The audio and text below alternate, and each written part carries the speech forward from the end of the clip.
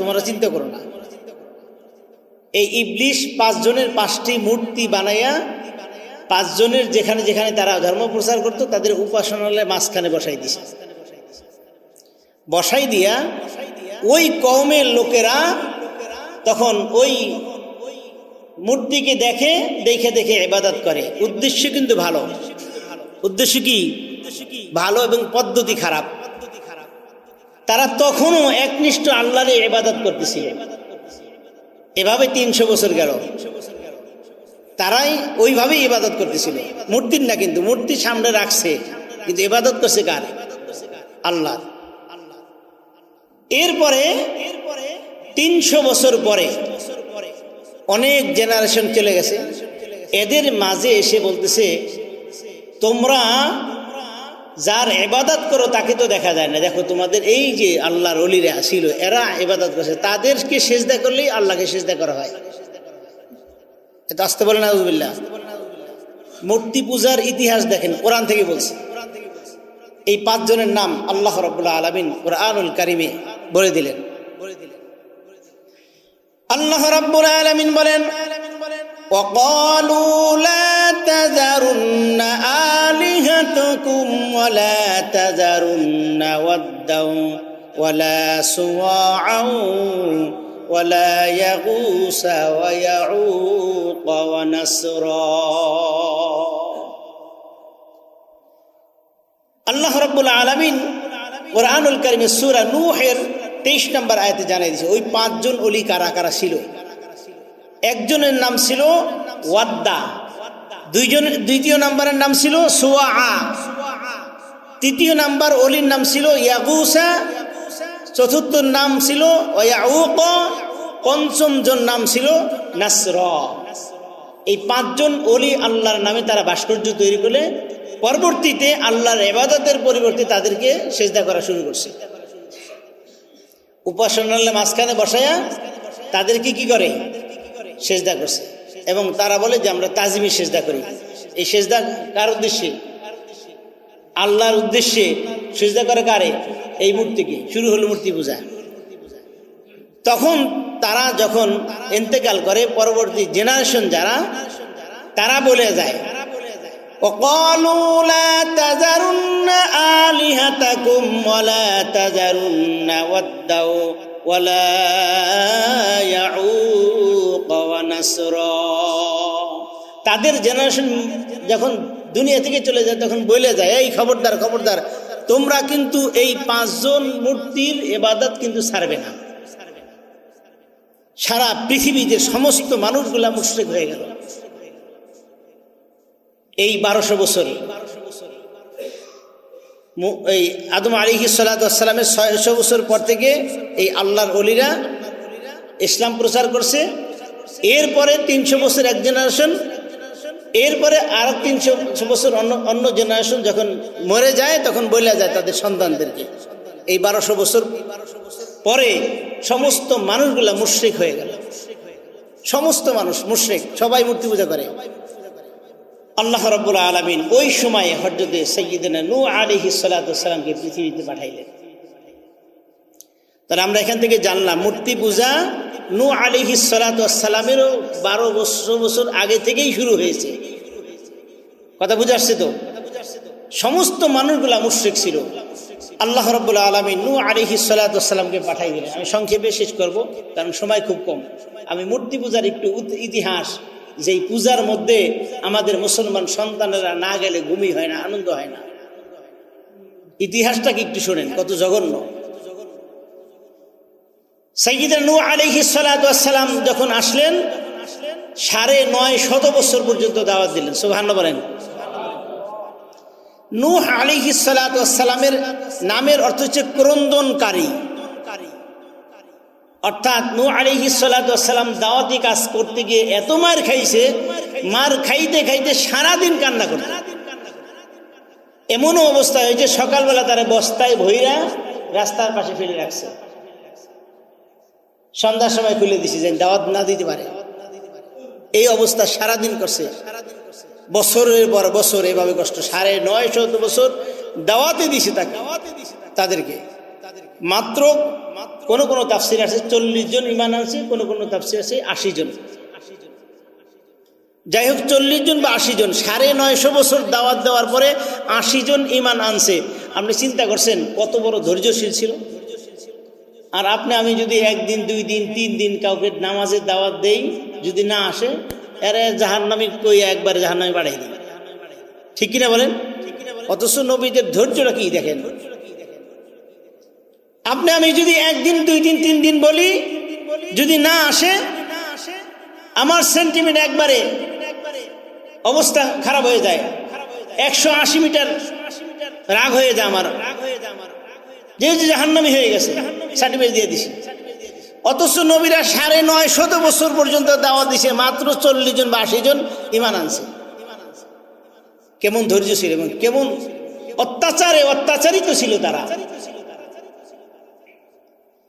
950 বছর পর্যন্ত দাওয়াত দেওয়ার পরে যখন মাত্র এই কয়জন ঈমান আনলো, আল্লাহ তাআলার কাছে নূহ আলাইহিস সালাতু ওয়াস সালাম একটা বরদোয়া করলেন, আল্লাহ এদের অত্যাচারে আর সহ্য করতে পারি না।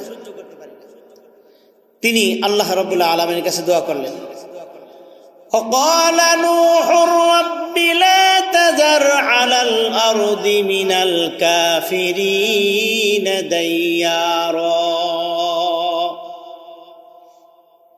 রব্বুল আলামিন কাফেরের বংশ রক্ষা পায় এমন একজনকেও দুনিয়ার মধ্যে বাঁচাইয়া রাখেন না। আমাকে যেভাবে ওরা কষ্ট দিয়েছে আল্লাহ, আমি আর সহ্য করতে পারি না। আমি বদদোয়া করে দিলাম তাদেরকে আপনি ধ্বংস করে দেন। আল্লাহ রাব্বুল আলামিনের কাছে দোয়া কবুল। কুল্লু নাবিয়্যিন দাওয়াতু মুস্তাজাবাত, নবীরা যা দোয়া করে সব কবুল করে আল্লাহ, সুবহানাল্লাহ। দোয়া কবুল হয়ে গেছে। আল্লাহ রাব্বুল আলামিন বলেন একটা কিস্তি তৈরি করো। অনেক ঘটনা, সেদিকে যাব না।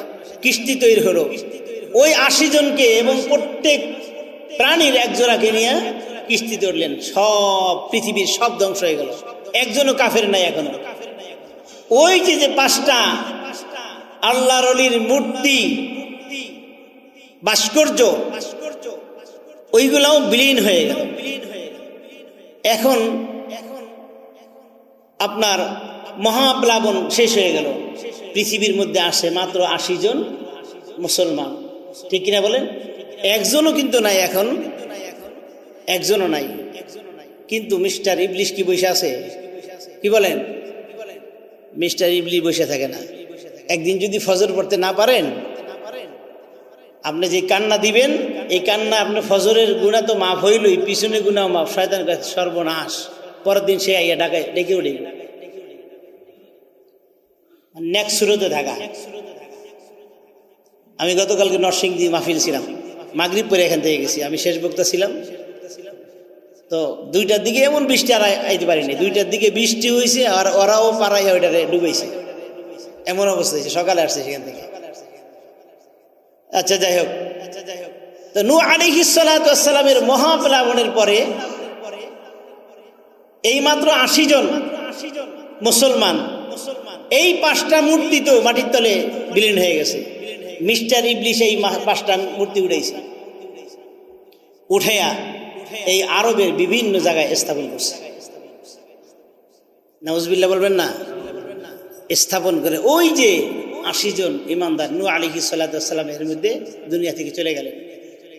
যাওয়ার পরে নবীহারা মুসলমান, এরা তো এই মূর্তিগুলা দেখে নাই। এরা যখন আরবের বিভিন্ন জায়গায় বিভিন্ন গোত্রে এই মূর্তিগুলা স্থাপন করে দিয়েছে, এই শয়তান আস্তে আস্তে একবারে মানে আল্লাহর ওলির ভেষে দাওয়াতি কাজ শুরু করলো। এই মূর্তি পূজার দিকে আহ্বান করা শুরু করলো। আহ্বান করা শুরু করতে করতে করতে এমন একটা অবস্থায় আসলো, ইব্রাহিম আলাইহিস সালাতু ওয়াস সালামকে আবার আল্লাহ তাআলা দুনিয়াতে পাঠাইলেন। এমন অবস্থায় পাঠাইলেন প্রায় সমস্ত মানুষই একবারে দিন হারা মুশরিক অবস্থায় মূর্তি পূজা করে এবং মূর্তি বানায়। ইব্রাহিম আলাইহিস সালাতু ওয়াস সালামকে এমন একটা ঘরে আল্লাহ রাব্বুল আলামিন পাঠাইলেন যার বাবা মূর্তি তৈরি করে। কথা বুঝছেননি? ইব্রাহিম আলাইহিস সালাতু ওয়াস সালাম দুনিয়াতে আসলেন, এখন বুদ্ধি বিবেক হওয়া শুরু হয়েছে। একটু বড় হয়েছে। আমি কিন্তু একবারে সংক্ষেপে সারমর্মগুলো বলতেছি। ইব্রাহিম আলাইহিস সালাতু ওয়াস সালাম যখন দ্বীনের বুঝ একটু তার ভিতরে আসলো, আল্লাহ তাআলা তো প্রত্যেক নবীকেই দ্বীন দিয়ে দুনিয়াতে পাঠাইছে। যখন আস্তে আস্তে বড় হইতেছিল তাদের জ্ঞান বুদ্ধি বিবেক প্রসার হইতেছিল। অনেক ঘটনা, সেদিকে যাব না। সূরা আনআমের 65 নম্বর আয়াতে আল্লাহ রাব্বুল আলামিন সেই কথা বলে দিলেন। আমার ভাইয়েরা, ইব্রাহিম আলাইহিস সালাতু ওয়াস সালাম যখন আস্তে আস্তে বড় হতে লাগলেন, তার বাবাকে যখন দেখলেন মূর্তি তৈরি করে, ইব্রাহিম আলাইহিস সালাতু ওয়াস সালাম বললেন, ওয়া ইয ক্বালা ইব্রাহিমু লিআবিহি আযার আতাত্তাখিযু আসনামান আলিহা ইন্নী আরাকা ওয়া কওমাকা ফী দালালিম মুবিন। আল্লাহু আকবার বলেন। আল্লাহ রাব্বুল আলামিন বলে দেন, স্মরণ করে ইব্রাহিম আলাইহিস সালাতু ওয়াস সালামের কথা। যখন তার বুদ্ধি বিবেক প্রসার হতে লাগলো, তার বাবাকে যখন মূর্তি তৈরি করতে দেখলো, তখন তার বাবাকে বলল, ওয়া ইয ক্বালা ইব্রাহিমু লিআবিহি আযার, তার বাবা আযরকে বলল, হে আমার পিতা, আতাত্তাখিযু আসনামান আলিহা, আপনি কি মূর্তি পূজা করেন? আপনি কি আল্লাহ ছাড়া, অর্থাৎ যিনি সৃষ্টি কর্তা ছাড়া অন্য কারো উপাস্য করেন? আপনি যেই মূর্তিগুলা তৈরি করেন এদের কি আপনি উপাস্য হিসাবে মনে করেন? ইন্নী আরাকা ওয়া কওমাকা ফী দালালিম মুবিন, নিঃসন্দেহে আমি দেখতেছি আপনি এবং আপনার কওম সকলেই পথভ্রষ্টর মধ্যে আপনারা আছে। হে বাবা, আপনি কি এই মূর্তিকে উপাস্য হিসেবে মনে করেন? এটা তো আপনি বানাইছেন, অথচ আপনি বানাই আপনি এটাকে কি করতেছেন? পূজা করতেছেন, উপাস্য মনে করতেছেন। কিন্তু ইন্নী আরাকা, আমি আপনাকে দেখতেছি, কওমাকা, এবং আপনার কওম সহ, ফী দালালিম মুবিন, স্পষ্ট পথভ্রষ্টতার মধ্যে আপনারা আছেন, আমি দেখতেছি। আল্লাহ রাব্বুল আলামিন অন্যত্র বলতেছেন, দেখেন কি বলেন, সূরা মারিয়ামের মধ্যে আল্লাহ তাআলা তুলে ধরছেন ইব্রাহিম আলাইহিস সালামের বক্তব্যটা। ইব্রাহিম আলাইহিস সালাম তার বাবাকে কি বলতেছে দেখেন। আল্লাহ রাব্বুল আলামিন বলেন, ওয়াযকুর ফিল কিতাবি ইব্রাহিম ইন্নাহু কানা সিদ্দীকান নাবিয়্যা, স্মরণ করো ইব্রাহিম আলাইহিস সালাতু ওয়াস সালামের সময়ের কথা। আল্লাহ রাব্বুল আলামিন বলেন, ইব্রাহিম আলাইহিস সালাতু ওয়াস সালামের সময়ের কথা স্মরণ করো।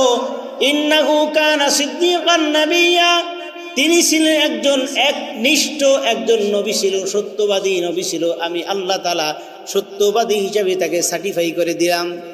তিনি তার পিতাকে বলতেছে, ইয ক্বালা লিআবিহি ইয়া আবাতি লিমা তা'বুদু মা লা ইয়াসমা'ু ওয়া লা ইউবসিরু ওয়া লা ইউগনি আনকা শাইআ। হে আমার পিতা, লিমা তা'বুদু মা লা ইয়াসমা'ু, আপনি এমন খোদার ইবাদত করবেন না যে কানে শুনতে। দেখেন, ক্বালা আরাগিবুন আনতা আন আলিহাতি ইয়া ইব্রাহিম লা ইল্লাম তানতাহি লানারজুমান্নাকা ওয়াহজুরনি মালিয়া। আল্লাহু আকবার বলেন। শয়তান কিভাবে ওয়াসওয়াসা দেয় দেখেন। সন্তান বাবাকে আদবের সাথে বলতেছে আর বাবা ধমক মারতেছে। এবার ক্বালা আরাগিবুন আনতা আন আলিহাতি ইয়া ইব্রাহিম, হে ইব্রাহিম, তুমি কি আমার এই যে মূর্তি উপাসনা ছাড়া অন্য কারো ইবাদত করতে চাও নাকি?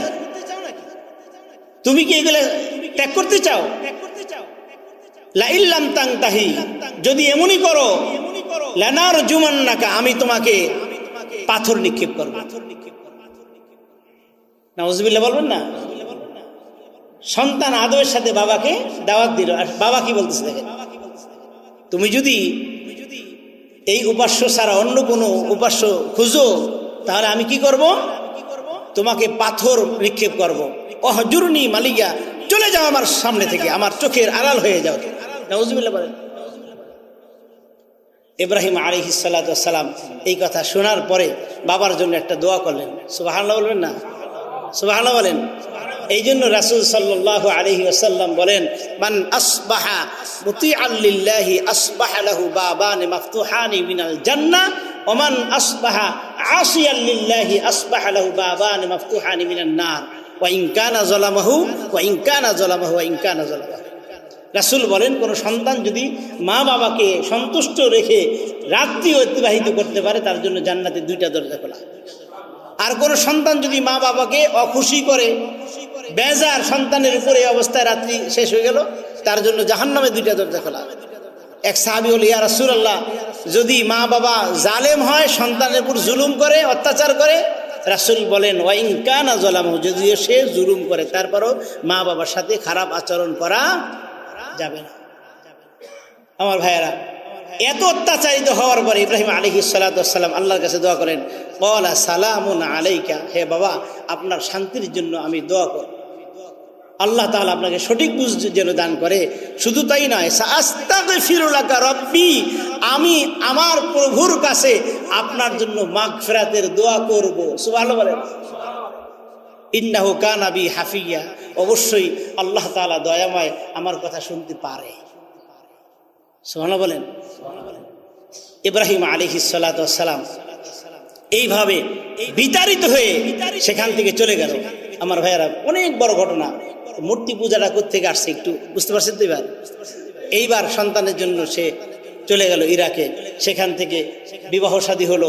এরপরে আবার মক্কায় সন্তান নির্বাসিত দিতে গেলেন। এই যে আল্লাহ তাআলা কাছে দোয়া করতেছে, আল্লাহ, আমার ওই পূর্বের জাতি তো এই অবস্থায় ছিল, আমার বাবাও এই অবস্থায় ছিল, মূর্তি পূজায় ছিল, এখন আমার সন্তানের জন্য আমি দোয়া করতেছি। আল্লাহ তাআলার কাছে বলে, وَإِذْ قَالَ إِبْرَاهِيمُ رَبِّ اجْعَلْ هَٰذَا الْبَلَدَ آمِنًا وَاجْنُبْنِي وَبَنِيَّ أَن نَّعْبُدَ الْأَصْنَامَ।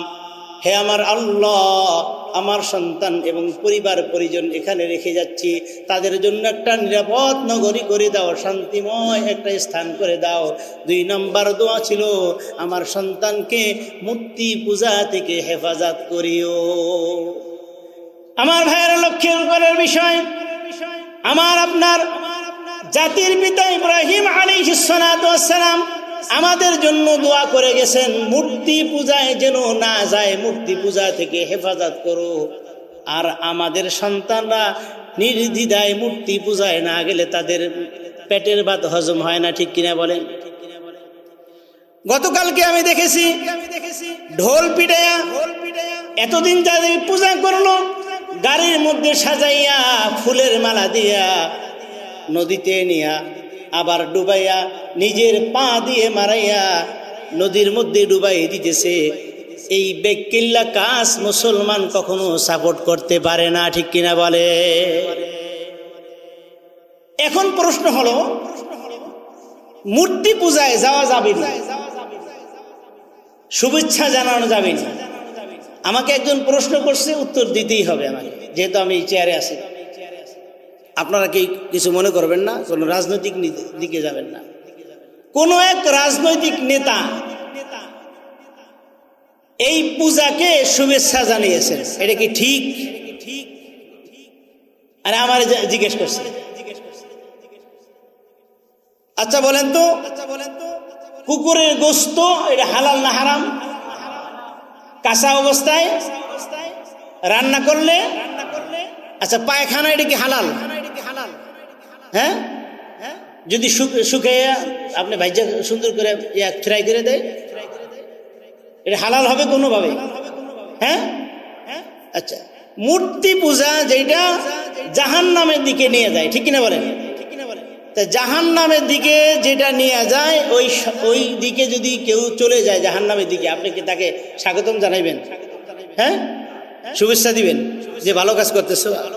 হ্যাঁ, তাহলে মাসালাই, সে যেই হোক, আওয়ামী লীগের বড় নেতা হোক, বিএনপির বড় নেতা হোক, জামাত ইসলামের বড় নেতা হোক, হেফাজতের বড় নেতা হোক, যেই হোক না কেন, মাসালার জায়গায় কোরআনের জায়গায় সঠিক দলিল দিবেই। ঠিক কিনা বলেন?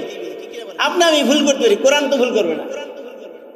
মাসালা হচ্ছে পূজা মণ্ডলে শুভেচ্ছা কোন ইমানদার যারা ইমান আছে মনে করে, মুসলমান মনে করে, তারা শুভেচ্ছা কখনো জানাইতে পারে না, তাহলে ইমান হারা হয়ে যাবে। এটা হচ্ছে মাসালা। কি করার? আপনি যদি চেয়ারপারসন হন, দায়িত্বে থাকেন, নিরাপত্তা দেওয়া আপনার দায়িত্ব। যদি পুলিশ লাগে, পুলিশ মোতায়েন করবে নিরাপত্তা দেওয়ার জন্য। যদি আপনাকে থাকতে হয়, আপনার দলবল থাকতে হয়, তাদেরকে নিরাপত্তা দেওয়ার জন্য দিতে হবে। যদি সেনাবাহিনী মোতায়েন করতে হয়, সেনাবাহিনী দিয়ে মোতায়েন করে তাকে নিরাপত্তা দিতে হবে। কিন্তু তার মানে এই নয় যে তার এই কাজটাকে আপনি শুভেচ্ছা জানাইলেন, তার মানে জাহান্নামকে আপনি শুভেচ্ছা জানাইলেন। কথা বুঝে আসছে? এখন আমাদের সন্তানেরা যারাই যে কোনো ভাবে মূর্তি পূজা দেখতে যাক, আর যে কোনো ভাবেই যাক, ওখানে গেলেও তার ইমানের সাথে সাংঘর্ষিক হবে। কেন? আজ পর্যন্ত কোন মসজিদে, জুমার দিনেই তো লোক বেশি হয়, তাই না? কোন হিন্দু, কোন মুশরিক মসজিদে আইসা কোনোদিন পরীক্ষা করে দেখছে যে একটু জুমার নামাজটা পড়া দেখি কেমন মজা লাগে? দেখছেন? আসতে গুলেন কে? হ্যাঁ, দেখেন নাই। তার মানে ওরা ওদের ধর্ম নিয়ে সন্তুষ্ট, ওরা ওদের ধর্ম নিয়ে। আচ্ছা, এই উত্তরটা দিচ্ছেন, এখানে একটা উত্তর দেন। এই পর্যন্ত কোনোদিন কোন মুসলমানের সন্তানকে পূজা মণ্ডপের আশেপাশে ঘুরতে দেখছেন? এটা আসতে করে যে, হ্যাঁ, তার মানে বোঝা গেল কি আপনি আপনার ধর্ম নিয়ে সন্তুষ্ট না। যদি এরকমই হয় মনোভাব, তাহলে সাথে সাথে ঈমান চলে যাবে। আল্লাহ রাব্বুল আলামিন কি বলে দেখেন, ইন্নাল্লাহা লা ইয়াগফিরু আন ইউশরাকা বিহি ওয়া ইয়াগফিরু মা দুনা যালিকা লিমান ইয়াশা। আল্লাহ তাআলা কখনো মুশরিকদেরকে কখনো ক্ষমা করবেন। ওয়া মান ইউশরিক বিল্লাহ, সূরা মায়েদার ৭২ নম্বর আয়াত দেখেন, ওয়া মান ইউশরিক বিল্লাহ ফাকাদ হারামাল্লাহু আলাইহিল জান্নাতা ওয়া মাওয়াহুন নার। যারা শিরক করবে তাদের জন্য আল্লাহ রাব্বুল আলামিন জান্নাত হারাম করে দিয়েছে, তাদের জন্য জান্নাত হারাম, হারাম এবং হারাম। ওয়া মাওয়াহুন নার, তাদের জন্য স্থান হচ্ছে জাহান্নাম।